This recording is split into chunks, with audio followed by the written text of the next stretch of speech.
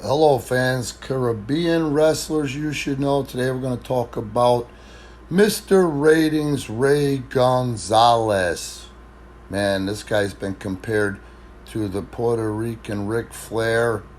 And as funny as it sounds, that's who he was influenced by before he got into the sport. He was mesmerized by the Abdullah the Butcher, Carlos Colon wars, one of them. Ray on the island, you would not believe how over this guy is. I've spent so much time, energy, and money trying to go down to Puerto Rico, and in my opinion, it's always been the best kept secret in pro wrestling, you know. First, I went down there with an angel investor. The angel investor had access to a venture capitalist. The venture capitalist was based out of the United Arab Emirates, and there was serious money behind it. When I'd sent them and presented them and put together some awesome footage of wrestling on the island, how big wrestling was on the island, the thing that stood out most was the fan reaction to the wrestling.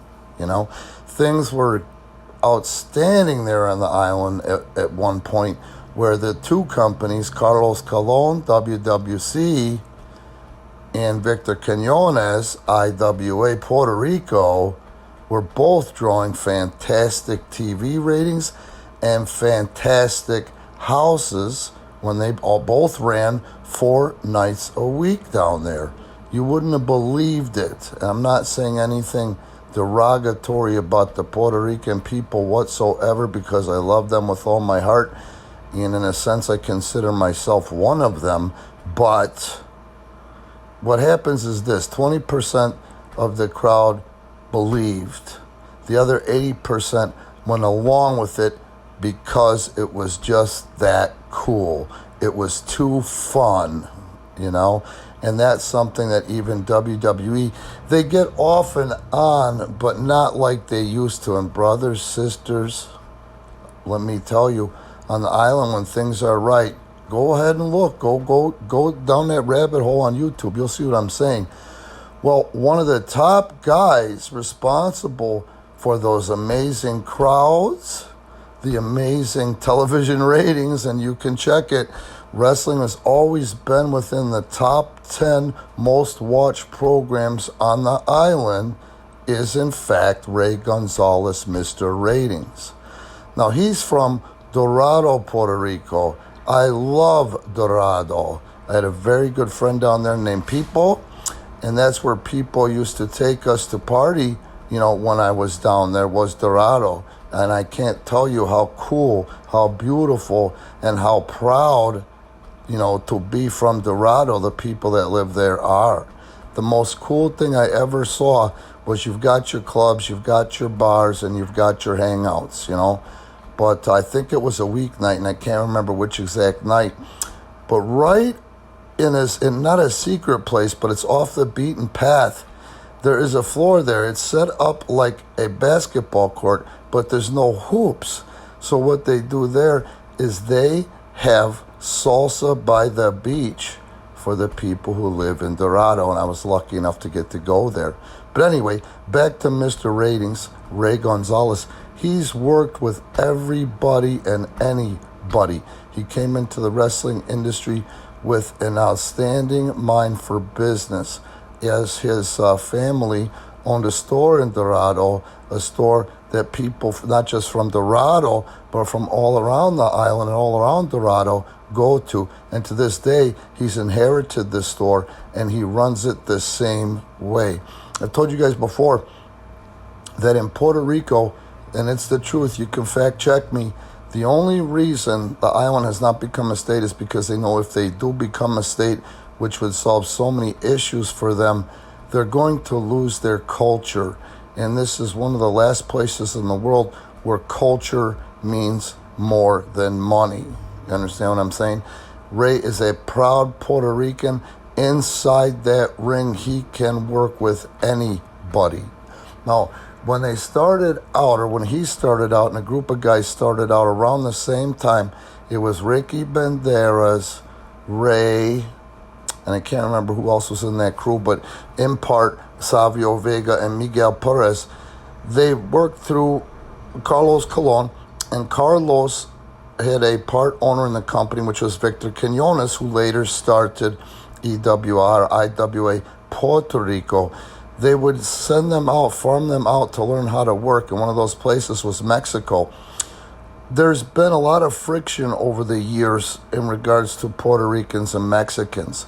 So these young guys, when Ray was a young guy, he's taking his life into his own hands going down there being the heel because, there was a lot of legit friction between, Puerto Ricans and Mexicans, but he did it, Also, Victor Quinones owned part of some Japanese operations. One of them was IWA. The other one, I believe, was Wings. And Ray went there and cut his teeth and came back to the island after he learned the craft and became an enormous star. You can see a phenomenal matchup. It's on YouTube. I don't know. I'm having some problems uploading YouTube links on the YouTube description. So if you guys are inclined, go look for it for yourself. And you'll see what I'm talking about. Ray versus Jeff Jarrett. Unbelievable. The other thing I want to say is I can't remember who exactly he defeated, but I want to say it was Jeff Jarrett. Ray Gonzales was the first NWA recognized champion from Puerto Rico, And Ray's appeal in that ring, you just got to see it. You can feel it by watching it, but you can really feel it when you're at an event live in Puerto Rico. But there's so much energy there. You can feel it by watching him on YouTube. He has that it factor. He's a good-looking guy and an outstanding storyteller and a terrific athlete and a decent fucking human being.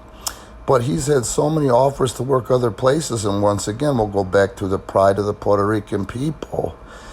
He doesn't want to leave his island. He loves his island, and he loves Dorado. And it makes me jealous because I honestly wish I could live in Dorado, full-time, because it's such a outstanding, beautiful place. You guys have to see it to believe it. Most gringos go into San Juan, and they hang around San Juan. And San Juan's outstanding. San Juan's great. San Juan area, I love it. Then some people now are going to Ponce. I think it's cheaper to fly into Ponce. Ponce is nice too. But at one point, and I don't know if it is still as popular, but Dorado, unbelievable. But they used to have a lot of gringo tourism there, So I don't think it's as popular. I think Dorado is for the people who are going to Puerto Rico habitually and not just the first time and staying in Isla Verde and San Juan. But Dorado is unbelievable. Ray could be the mayor of Dorado if he wanted to. And once again, I'm just going to put him over inside that ring. You've got to see it. He grew up idolizing Ric Flair, like I told you before. Well, inside that ring, he is the Puerto Rican Ric Flair. He looks like $1,000,000. He's a good-looking guy and one of the best storytellers that I've ever seen in action. And honestly, one of the top draws I've ever seen wrestle as well. Like I say, if WWE or WWF or WCW could have got their hands on him, he would be a household name because the guy's appeal and wrestling ability is just unfucking deniable. Okay, guys, again, Caribbean wrestlers you should know. I'm Randy Ritchie. Be cool, like and subscribe. Please note this is being brought to you without YouTube commercials. And in the description, I'm going to put the Wikipedia link for Ray Gonzales and also ways you can help support Premier Pro Wrestling.